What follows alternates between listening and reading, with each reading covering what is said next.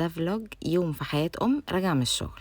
على غير العادة أنا بادئة اليوم معاكم تصوير النهاردة قبل ما أنزل الشغل. هتسألوني طب اشمعنى النهاردة؟ هقول لكم عشان أنا صاحية من الساعة 5 صباحا. هتسألوني عن السبب؟ هسألكم أنا، هي الناس اللي بتنام براحتها وتصحى براحتها دي بيعملوها ازاي؟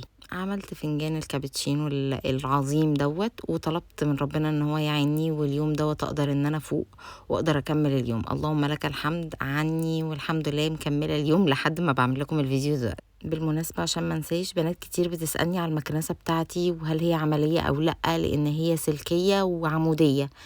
فانا سايبه لكم فيديو كامل فيه كل التفاصيل، واي سؤال ممكن يخطر على دماغكم في المكان التاني هتلاقوه في البايو. المهم زي ما شايفين المطبخ يضرب يقلب وتو ماتش مواعين الصراحة، ولكن كالعادة ثانكس جاد البوتاجاز كان نظيف. بنات لا تنسوني من صالح دعائكم بالشفاء، لان انا تعبانة وعندي دور برد فظيع اظن باين على صوتي. المهم رصيت غسلت الاطباق، وزي ما قلت لكم بحط نص قرص في الحاجات العاديه اللي هي اليوميه عادي، ما بحطش قرص كامل الا لو الحاجه مليئه بالدهون وصعبه جدا.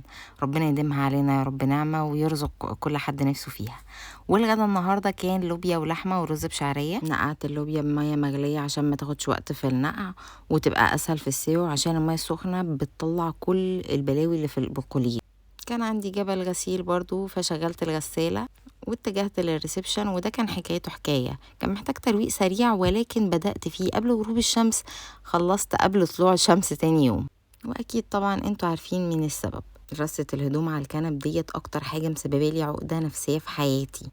تنظيف وترويق سريع، ما اخدتش وقت خالص. الجزء الاولاني ده زي ما انتم شايفين كانت الدنيا كان على المغربية كده، ولكن الجزء التاني حرفيا انا قعدت فيه كتير جدا، مش قاعده يعني بعمل حاجه واجري اشوف المطبخ، اجري اشوف الاكل، اجري اشوف الغسيل.